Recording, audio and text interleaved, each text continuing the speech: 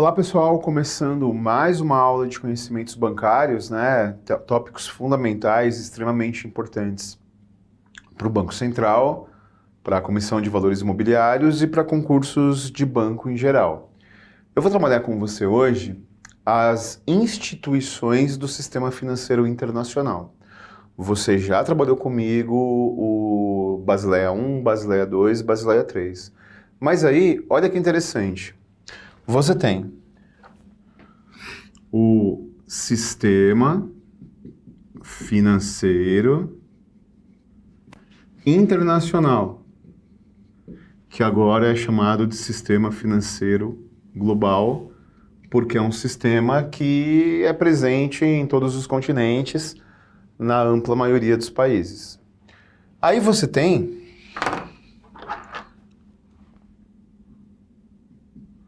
os países membros, países aderentes. Aderentes do quê? Aderentes dos acordos de Basileia. Basileia 1, Basileia 2, Basileia 3. E cada país aderente, já que afinal de contas não existe a Liga da Justiça, não existe um sistema mundial de controle, cada país tem a sua autonomia, inclusive legal. Por exemplo, por que existem os chamados paraísos fiscais, né? Por que alguns países do mundo, como as Ilhas Caimã, como, por exemplo, a Suíça, o Mônaco, são os chamados paraísos fiscais? Porque a regulamentação dos acordos de Basileia, digamos que nesses países são um pouco flexíveis. E quem determina essa flexibilidade é o próprio país. Então, por exemplo, né, dentre os países aderentes, você tem os sistemas financeiros nacionais, que é exatamente o que eu vou trabalhar na continuidade do Brasil. As entidades normativas, Banco Central, Conselho Monetário Nacional, Comissão de Valores Imobiliários, e as entidades de intermediação, que é quem abre conta, quem permite que você abra conta, quem permite que você tenha cartão de crédito. Só que o problema é que tudo bem, né? Então os países, como o Brasil, por exemplo, eles estruturam o seu sistema financeiro nacional, suas estruturas. Por exemplo, né, o Brasil, ele tem essa figura do serviço público, da administração direta e indireta, das autarquias federais. O Brasil acabou de decidir a autonomia do Banco Central. Mas o fato é, por exemplo, não tem mais o Ministério do Planejamento, agora tem o Ministério da Economia, que agrega a Secretaria Nacional do Planejamento. Cada país tem sua estrutura, mas o problema é que você precisa de entidades que atuem exatamente aqui. Você precisa de entidades que atuem na combinação diplomática do sistema financeiro internacional. E essas instituições caem em prova, e é incrível como no nosso dia a dia, é incrível como, por exemplo, indo além de conhecimentos bancários, né, e pondo um pezinho em outra matéria, que é importante para banco, que é atualidades do mercado financeiro, esses tópicos aparecem o tempo todo. Esses tópicos são extremamente tópicos recorrentes. Então, nesse sentido, nesse aspecto, nós precisamos trabalhar e conhecer, óbvio, né, aqui num período de meia hora, eu não vou particularizar para você cada instituição, porque se eu precisasse particularizar cada instituição, eu precisaria de 3 aulas para cada. E nós precisamos entender exatamente qual é o nível de abordagem e qual é o nível de aprofundamento que cada instituição cai na sua prova. Então, vamos lá, eu vou te apresentar as instituições que atuam no mercado, no sistema, que atuam exatamente aqui no sistema financeiro global, que não são instituições de países e que na prática prezam por Basileia. Perfeito? Vamos lá, vamos para o material que eu listei essas instituições para você, para a gente desenrolar, para a gente trabalhar as tais instituições. Banco Mundial. Cada uma tem a sua característica, e essas características são importantes para desenvolvimento e abordagem de prova, né? Banco Mundial, Fundo Monetário Internacional, Banco dos BRICS, que está meio fora de moda, mas ainda cai em prova, Organização Mundial do Comércio G7, G20 e blocos econômicos. Então vamos lá, começando pelo Banco Mundial. O Banco Mundial, vem comigo, o Banco Mundial ele ficou muito em voga no último período, porque o ex-ministro da Educação do Brasil, o Weintraub, ele caiu para cima, né? Então, na verdade, ele saiu do Ministério da Educação, mas ele, vamos lá, vamos trabalhar aqui, né? As instituições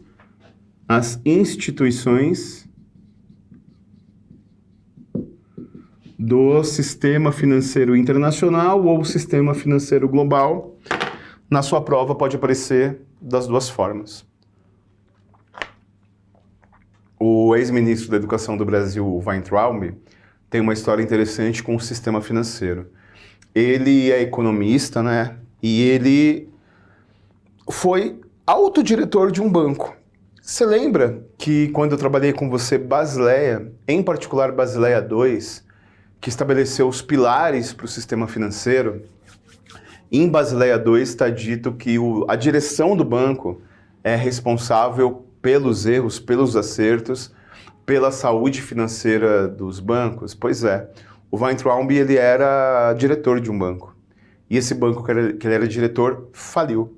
E dizem não, né? O que foi comprovado da operação do banco é que o departamento que ele dirigia foi diretamente responsável pelo banco falir. Então ele virou ministro da Educação, e aí, por conta de questões políticas, ele saiu do Ministério da Educação e foi para onde? Para o Banco Mundial. Então vamos lá, a primeira instituição é o Banco Mundial.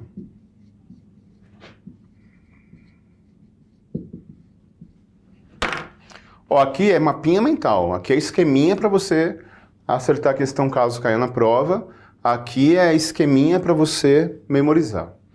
O Banco Mundial, ele trabalha com o fomento de políticas públicas com verba vinculada. Então, na prática, esses dois elementos são muito importantes, deixa eu entender para depois pontuar. O Banco Mundial, ele pode emprestar dinheiro para países, mas ele também pode emprestar dinheiro para projetos privados. Mas o fato é que quando o Banco Mundial ele abre uma linha de crédito, ele abre um financiamento, óbvio, né? Nunca para pessoa física e sim para pessoa jurídica, ONG, entidade privada sem fins lucrativos, ele sempre pensa em política pública assistencial. Então, em primeiro lugar, ele é sempre focado em políticas públicas.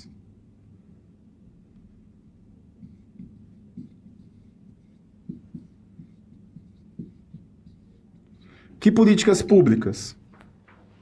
Educação.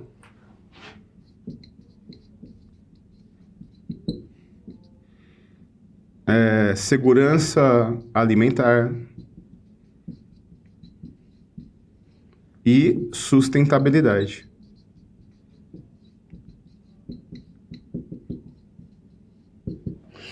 Então, por mais que ele tenha esse nome de banco, ele atua como se fosse um grande fomentador de projetos sociais, tanto privados quanto públicos. E aqui no Brasil, por exemplo, a PAI, o GRAAC, que né, cuida de crianças com oncologia. Todo dia eu passo na frente da sede nacional do GRAAC, para vir aqui para o Alphacom. Então, sempre o Banco Mundial ele financia política pública. Quer um exemplo? Um exemplo sobre financiamento de sustentabilidade? Vamos agora para geopolítica. Descobriram lá na Amazônia Legal um aquífero, né, uma reserva de água subterrânea que tem potencial para fornecer água para toda a humanidade por 300 anos. O aquífero Alter do Chão. Ele é muito maior que o aquífero Guarani que existe no Brasil e que já é o maior do mundo. Quem descobriu esse aquífero foi um pesquisador da Universidade Federal do Piauí. Então ele pesquisando a Amazônia Legal descobriu essa reserva de água que garante água para 300 anos para todo mundo. Falando nisso, vamos tomar uma aguinha. Só que uma coisa é você descobrir, outra coisa é você mapear. Então, há 3 anos, a Universidade Federal do Piauí, sob coordenação desse pesquisador, desse professor que descobriu esse aquífero, está mapeando exatamente o tamanho total do tal aquífero, financiado pelo Banco Mundial. Então, o Banco Mundial ele financia pessoas físicas e jurídicas, inclusive governos, para política de alfabetização, para política de combate à fome, ou, nesse caso, do aquífero Alter do Chão, para mapeamento de sustentabilidade ambiental. Só que tem um detalhe, o Banco Mundial, ele só trabalha com verba vinculada. O que significa isso? Não adianta você montar uma ONG, bater nas portas do Banco Mundial e dizer, quero uma grana, vou combater a fome. Você precisa apresentar um projeto, esse projeto é monitorado pelo Banco Mundial e esse projeto tem verba vinculada apenas para aquilo porque você precisa prestar contas. Então, do ponto... eu não vou entrar aqui na particularidade de quem é o Weintraub, se ele foi um bom ministro ou não, enfim, não importa nesse caso. Nesse caso, literalmente, não é o que eu estou fazendo aqui. Nesse caso, eu vou entrar na justificativa formal. Qual que é a lógica de um ex-ministro da Educação virar diretor representando o governo brasileiro do Banco Mundial? Políticas públicas para a educação e financiamento de projetos com verba vinculada. Deu para entender? É exatamente isso, essa é a caracterização do Banco Mundial. É um banco humano, é um banco que pensa em política pública. Vamos agora para a segunda instituição, o FMI.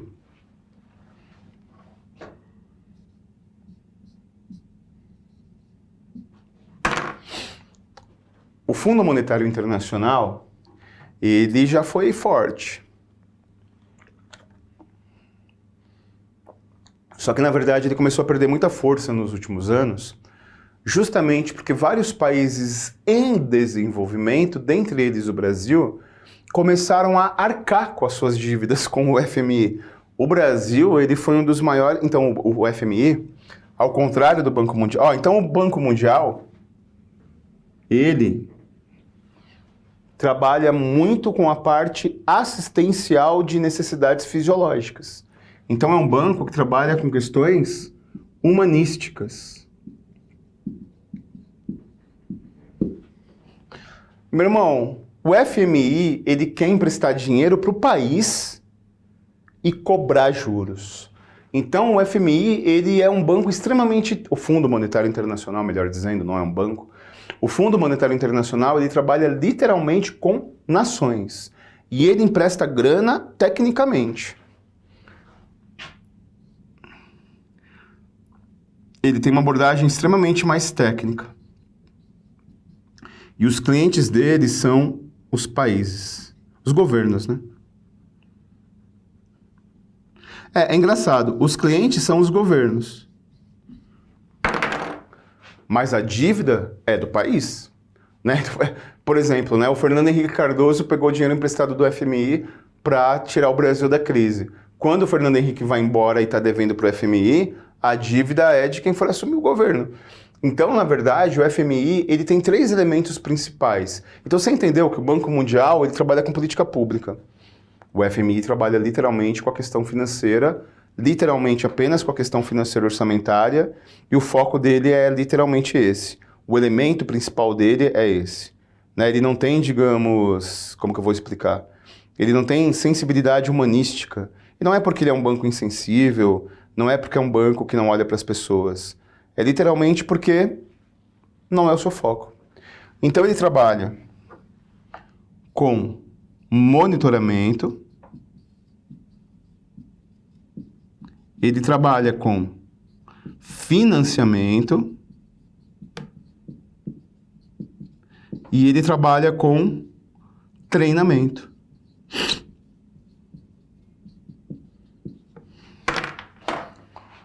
O Brasil, já foi devedor do Fundo Monetário Internacional. Porque o Fundo Monetário Internacional ele empresta dinheiro para países que estão precisando de dinheiro, ou seja, países que estão numa situação financeira difícil.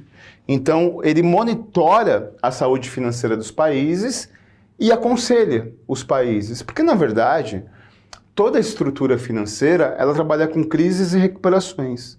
Então, não vai dar tempo aqui de explicar qual que é a estratégia dos bancos para lucrar na crise, mas você sabe muito bem que a crise ela gera muita riqueza, né? Lembrem que o coronavírus ele gerou o primeiro trilionário mundial. O Bezos, né, que é o dono da Amazon, ele foi o primeiro trilionário do mundo, de pessoa física que tem $1 trilhão. A empresa dele, a Amazon, tem mais de $1 trilhão há muito tempo. Por quê? Porque ele ganhou na crise porque todo mundo comprava coisas online. Então, o Fundo Monetário Internacional ele trabalha com governos monitorando a saúde financeira dos países, financiando, dando grana, só que não tem verba vinculada. O Fundo Monetário Internacional ele não monitora o que cada nação fará com a sua grana. Não monitora o que cada nação fará com o dinheiro que lhe cabe. E ele trabalha com treinamento de representantes do governo, de pessoas indicadas pelo governo, para que essas pessoas consigam trabalhar melhor as finanças do país para não precisar de mais dinheiro. O Brasil já foi devedor do Fundo Monetário Internacional, o Brasil quitou sua dívida com o Fundo Monetário Internacional no começo dos anos 2000 e o Brasil chegou a emprestar dinheiro para o Fundo Monetário Internacional. Continuando as instituições do sistema financeiro internacional, um tópico que é óbvio, né? Não é os mais recorrentes, mas cai em prova. E o problema é que, numa situação tão disputada como o concurso do Banco Central, como o concurso do Banco do Brasil, é fundamental. Então vamos lá.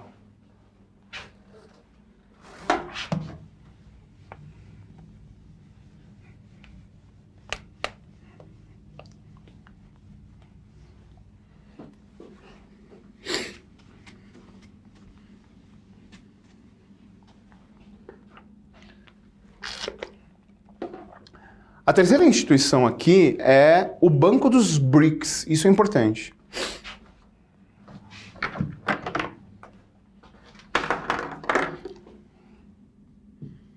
Banco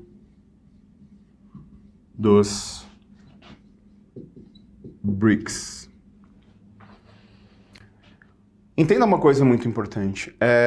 Nós precisamos entender a motivação política dos governos para entender a movimentação que levou a decisões do sistema financeiro nacional e as decisões de prioridade de agrupamento político do sistema financeiro internacional. O que eu quero dizer com tudo isso? Olha só.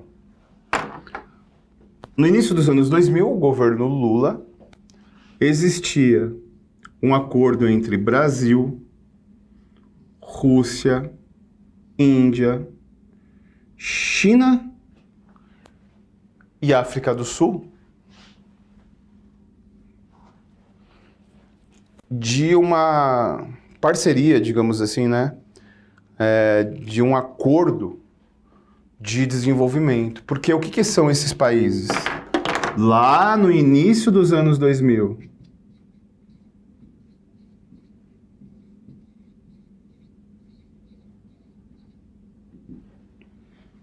os países em industrialização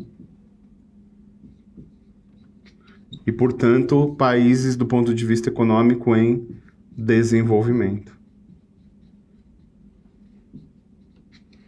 Então é óbvio, né, que Brasil, África do Sul, Rússia, Índia e China, lá no início dos anos 2000, eles tinham um alinhamento ideológico muito grande. Lembre que o Brasil tinha um governo Lula, que era muito alinhado à Rússia e à China. Só que, aí o que foi criado? Foi criado o Banco dos BRICS. O banco desse setor, né? O Banco dos BRICS, ele é, na verdade, a tradução do Banco Mundial para esses países em desenvolvimento. Então, Rezendão, você está falando que a China é em desenvolvimento? Não, eu estou falando que era, lá no início dos anos 2000. Então, qual que é a ideia do Banco dos BRICS? Tudo aquilo que eu falei para você do Banco Mundial, tudo aquilo que eu falei para você de fomento do Banco Mundial, você encaixa no Banco dos BRICS. Então, esses países resolveram criar um banco de fomento de política pública para eles mesmos. Cada um desses países tem participação nos bancos do BRICS para aporte de capitais, para financiar obra pública desses próprios países. Só que tem um pequeno detalhe. Este acordo de prioridade fez com que a China se tornasse o maior parceiro comercial do Brasil. Só que a China deixou de estar em desenvolvimento. A China deixou de estar em industrialização. E hoje a China é um dos países mais industrializados do mundo. A China é um dos países mais desenvolvidos do mundo.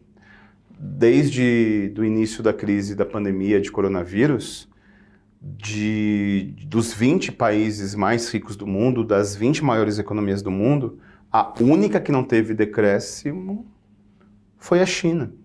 Então, nesse sentido, a China ainda permanece nos BRICS, mas ela não tem mais necessidade de fomento de política pública pelo Banco dos BRICS. Perfeito?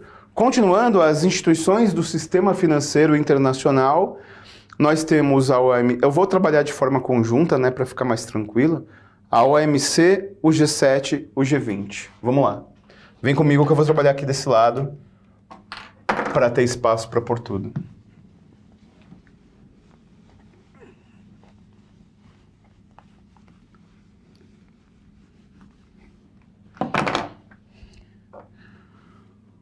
OMS, G7, G20 e Mercosul. Rezende, o que esses elementos têm a ver com conhecimentos bancários? O que tem a ver com o sistema financeiro? O que tem a ver com a prova do Banco Central? Com a prova da Comissão de Valores Mobiliários? Com a prova do Banco do Brasil? É exatamente a estrutura do sistema financeiro internacional que cai recorrentemente, pode cair na sua prova. Então vamos só pontuar para a gente passar régua nessas instituições. Bom, começando pela Organização Mundial do Comércio. A Organização Mundial do Comércio é uma estrutura da Organização das Nações Unidas. E a Organização Mundial do Comércio, ela trabalha com algo que é muito importante para importação e exportação, que são os acordos alfandegários, que são os acordos da aduana, que são os acordos de taxas de importação e exportação. Portanto, a Organização Mundial do Comércio, ela trabalha com a balança comercial, que é um termo que eu vou trabalhar bastante nas aulas de conhecimento bancários, principalmente quando eu for trabalhar o BNDES, balança comercial.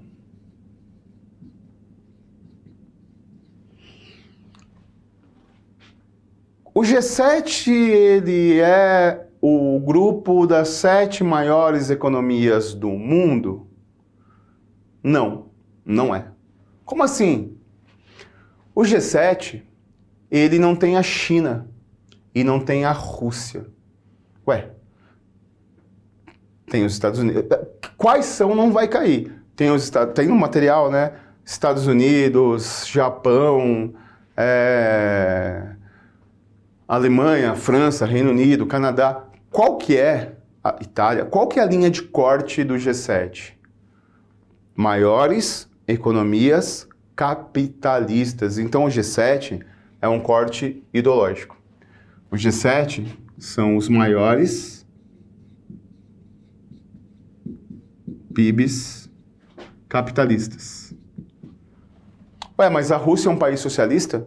Na verdade, a Rússia é um país que ele fica toda hora navegando entre liberalismo e progressismo, entre liberalismo genericamente de direita, livre mercado, e restrição de mercado de esquerda. Então a Rússia, ela tomou algumas decisões que iam de choque à Basileia. Lembra dos acordos que estabeleceram o sistema financeiro internacional? A Rússia ela aplicou de uma forma um pouco flexível. A Rússia aplicou de forma um pouquinho particularizada. Então, nesse sentido, a Rússia e a China estão fora do G7, ou seja, o corte do G7 é um corte ideológico. Agora, o G20 não. O G20 são os 20 maiores PIBs do mundo. PIBs do mundo. E, finalmente, os blocos econômicos. Deixa eu falar uma coisa importante para você. O número de agências do Banco do Brasil, da Caixa Econômica, do Itaú, do Bradesco, tanto os bancos públicos quanto bancos privados, na América Latina, aumentou muito depois que foi criado o Mercosul. Essa aqui não é uma aula de atualidades. Aqui eu estou apresentando para você as instituições que operam no sistema financeiro global, antigamente chamado de Sistema Financeiro Internacional, porque no meio de uma questãozinha lá sobre cheque, no meio de uma questãozinha lá sobre financiamento do BNDES, no meio de uma questãozinha que fale da autonomia do Banco Central, vão perguntar sobre se a autonomia dos bancos centrais é ou não uma política prioritária do G7, se é uma política que veio dos BRICS, se é uma política que foi fomentada apenas no Mercosul. Então esse é o problema e essa preocupação que eu tenho. Então para a gente entender, para a gente arredondar todos esses aspectos, toda essa abordagem, o Mercosul, o mundo, ele funciona com parcerias ideológicas e com parcerias financeiras. O Brasil, ele tem muito claro isso, né? Porque, na verdade, o governo Bolsonaro, ele é alinhado ideologicamente ao liberalismo. Então, ele tinha o Trump como seu grande aliado, agora ele mira Israel como seu principal aliado, porque o governo Bolsonaro e a diplomacia brasileira é liberal, é genericamente de direita. E a China, ideologicamente, é um país comunista, controlado pelo Comitê Central do Partido Comunista Chinês. Mas tudo bem, é um capitalismo meio de mercado, mas o fato é, a China não é um parceiro ideológico do Brasil, mas a China é o maior parceiro comercial do Brasil. Portanto, toda vez que tem uma declaração aí do governo falando da China, tem um Deus nos acuda para isso não interferir na balança comercial, né? Então o Mercosul, ele é um acordo em que define-se para os países membros do Mercosul, Brasil, Argentina, Paraguai, Uruguai e Venezuela, a Venezuela está suspensa, acordos literalmente para a região de balança comercial. Então, por exemplo, vamos simplificar, se o Banco do Brasil ele quiser operar na Argentina, o Banco Central da Argentina, que na verdade autoriza as instituições de um país a operar em outro país, ele já vai ter uma situação diferenciada e facilitadora. Então, do mesmo jeito que a OMC, ela analisa essa questão de balança comercial e taxação do mundo todo, regionalmente quem faz isso é o Mercosul. Então, o Mercosul se caracteriza exatamente por isso, por regras comuns do ponto de vista, né, financeiro e de taxas dos países membros, perfeito? Então, na verdade, nós precisamos trabalhar todos os aspectos, nós não podemos deixar nada de fora, porque você está se preparando para um concurso pesado, para um concurso que tem um baita inicial de carreira para técnico e para analista, eu falo do Banco Central, ou para o Banco do Brasil, em que tudo isso pode cair e você não pode se dar o luxo de errar uma questão sobre a origem de uma decisão do Banco Central e de onde ela veio. Perfeito? Na continuidade, eu vou trabalhar com você finalmente o final de toda essa parte estrutural, que é como que o Brasil montou o seu chamado Sistema Financeiro Nacional. Espero que você tenha entendido as instituições internacionais e a característica de cada uma. Muito obrigado.